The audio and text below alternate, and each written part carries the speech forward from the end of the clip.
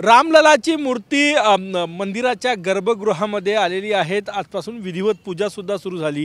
5 दिवस आहे रामललाच्या प्राणप्रतिष्ठापनेसाठी आणि अयोध्येतलं हे दृश्य आपण बघू शकतो। सकाळ सकाळचं देशभरातून लोक जे आहे ते या ठिकाणी येताना दिसत आहेत। आपण हे दृश्य या ठिकाणी बघू शकतो। मोठ्या संख्येनं भाविक जे आहे ते राम भक्त जे आहे ते या ठिकाणी हे सगळे राम भक्त सकाळी सकाळी आज रामललाचं दर्शन घेण्यासाठी या ठिकाणी आले आणि रामललाचं दर्शन घेतलं। कालच रामललाची मूर्ती गर्भगृहात आलेली आहे।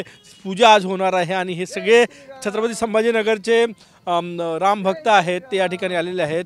काका काय सांगणार, दर्शन झालं? हो, दर्शन झालं सकाळी 7 वाजता आमचं। चांग प्रसन्न वाटलं एकदम। काय कसं वातावरण आहे इथे? रामलला खूप चांगलं आहे, खूप छान आहे वातावरण। भक्तिमय वातावरण आहे।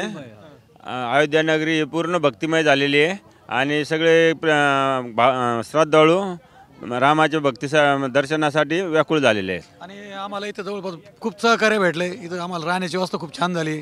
त्यांनी पण खूप सहकार्य केलं। कुठलीही अडचण निर्माण झालेली नाही एवढी पब्लिक असताना।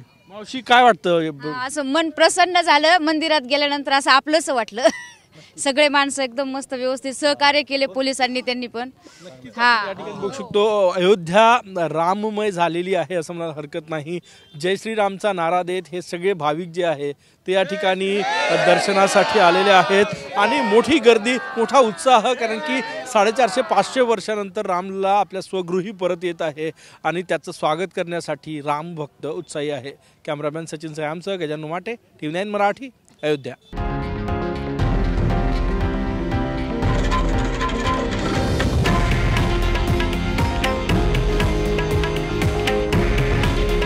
हे आहे देशातील नंबर 1 न्यूज नेटवर्क आणि आपण पाहत आहात TV9 मराठी। काळजी तुमची, हित महाराष्ट्राचं।